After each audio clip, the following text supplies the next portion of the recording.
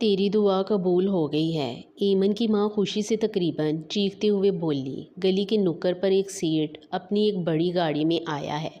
कहता है, मेरे पागल बेटे से शादी कर ले, तेरे ख़ानदान को माला माल कर दूंगा। एमन तेज़ सांसें लेती हुई झोंपड़ी में दाखिल हुई थी। चेहरे पर हैरत, दिल में खौफ और आंखों में हज़ार सवाल। अम्मी, आप सच कह रही हैं? हाँ एमन, 1 करोड़ दे रहा है सेठ उस्मान। 1 करोड़! इतनी रकम इसने ख्वाब में भी नहीं देखी थी। गरीबी इंसान से बहुत कुछ छीन लेती है, कभी ख्वाब, कभी इज्जत और कभी फैसले का हक। 2 दिन बाद एमन को दुल्हन बना दिया गया। सुर्ख जोड़ा, हाथों में मेहंदी, मगर चेहरे पर कोई खुशी नहीं थी। इसे ऐसा लग रहा था जैसे वो दुल्हन नहीं, किसी सौदे का हिस्सा हो। निकाह के वक़्त इसकी आवाज़ कांप रही थी। कबूल है, ये अल्फाज कहते हुए इसका दिल टूट रहा था। रात गई, इसे सेठ उस्मान के बड़े फार्म हाउस लाया गया। आलीशान कमरा, कीमती सजावट, हर तरफ खुशी। मगर एमन के दिल में तूफ़ान था। क्या वाकई ही मेरा शोहर पागल है? इसके हाथ कांप रहे थे, इसकी आंखों से आंसू बहने लगे। अचानक कमरे का दरवाज़ा खुला। एमन ने घबराकर सर उठाया और अगले ही लम्हे इसकी सांसें रुक गई। सामने एक 30 साला खूबसूरत नौजवान खड़ा था। लंबा कद, सफ़ेद शर्ट, ग्रे आंखें और चेहरे पर अजीब सी संजीदगी।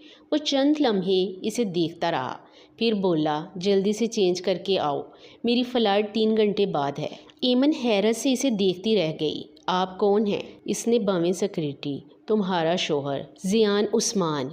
एमन के कदम जैसे ज़मीन में जम गए। मगर आप तो पागल। वो हल्का सा हंसा, मगर इसे हंसी में तलखी थी। मेरे बाप ने यही कहा होगा ना। एमन खामोश रही। ज़ियान खिड़की के पास जाकर खड़ा हो गया। वो चाहते थे कि मैं शादी कर लूं और कोई इज्जतदार ख़ानदान अपनी बेटी देने को तैयार नहीं था, तो इन्होंने गरीब लड़की ख़रीद ली। एमन की आवाज़ टूट गई। ज़ियान चंद लम्हे खामोश रहा। मैंने ये सब नहीं चाहा था। फ़्लाइट? एमन ने धीरे से पूछा। हम लंदन जा रहे हैं।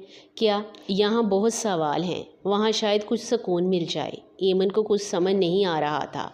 सुबह तक वो झोंपड़ी में रहने वाली लड़की थी और अब एक अरबपति ख़ानदान की बहू बनकर बैरून मुल्क जा रही थी। एमन ने कभी ख्वाब में भी नहीं सोचा था कि वो झोंपड़ी की तंग गलियों से निकलकर वो एक प्राइवेट जेट में बैठी होगी। इसके हाथ अब भी कांप रहे थे। जहाज़ की खिड़की से बाहर चमकती हुई रोशनियों को देखते हुए इसे अपना माजी याद आ रहा था। टपकती छत, खाली बर्तन, माँ की फ़िक्र और लोगों के ताने। कहाँ खोई हुई हो? ज़ियान की आवाज़ पर वो चौंक गई। वो इसके सामने बैठा था, सफ़ेद शर्ट की आस्तीनें फोल्ड किए, संजीदा नज़रों से इसे देख रहा था। कुछ नहीं। एमन ने नज़रें झुका ली। ज़ियान ने चंद लम्हे खामोश रहने के बाद कहा, तुम मुझसे डरती हो? एमन ने फ़ौरन इनकार में सर हिलाया, मगर इसकी आंखें सच बोल रही थी। डरो मत, मैं तुम्हारा दुश्मन नहीं हूँ। ये अल्फाज नरम थे, इतने नरम कि एमन के दिल पर आहिस्ता से दस्तक दे गए। लंदन की ठंडी हवा ने एमन का इस्तकबाल किया। हर तरफ ऊंची इमारतें, जगमगाती सड़कें और तेज़ रफ्तार ज़िंदगी। वो हैरत से सब कुछ देख रही थी। गाड़ी एक शानदार बंगले के सामने रुकी। ये हमारा घर है, एमन ने बेयकीनी से पूछा। अब तुम्हारा भी? ज़ियान के मुख्तसर जवाब पर वो खामोश हो गई। शुरू के दिन अजीब थे। ज़ियान इसका ख्याल रखता, मगर हमेशा फासले में रहता। वो ना सख्त था ना बेरहम, मगर इसकी आंखों में एक उदासी थी, जैसे वो अंदर से टूटा हुआ हो। एक रात एमन ने हिम्मत करके पूछ लिया, आप मुझसे शादी नहीं करना चाहते थे ना? ज़ियान कुछ लम्हे खामोश रहा, फिर आहिस्ता से बोला, मैं किसी से भी शादी नहीं करना चाहता था। क्यों? इसने नज़रें चुरा ली। क्योंकि कुछ रिश्ते इंसान को मोहब्बत से डरा देते हैं। एक दिन एमन किचन में काम करते हुए जल गई। आह! इसकी हल्की सी चीख पर ज़ियान फ़ौरन अंदर आया। क्या हुआ? इसने एमन का हाथ पकड़ लिया। तुम हमेशा इतनी लापरवाह रहती हो। इसके लहजे में डांट कम, फिक्र ज़्यादा थी।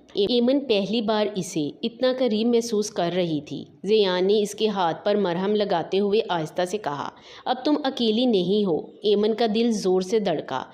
इसी रात एमन की आंख अचानक खुल गई। कमरे की लाइट बंद थी, मगर बालकोनी में कोई मौजूद था। वो आहिस्ता से बाहर गई। ज़ियान वहाँ खड़ा था और इसके हाथों में दवाइयाँ थी। एमन चौंक गई। आप ठीक हैं? ज़ियान ने फ़ौरन فوراً دوائیاں چھپا لی۔ ہاں بس سر درد تھا، مگر اس کی آواز میں گھبراہٹ تھی۔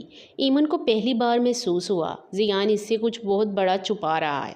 اگر آپ اس کا پارٹ 2 دیکھنا چاہتے ہیں تو ہمیں کمنٹ کر کے بتائیں۔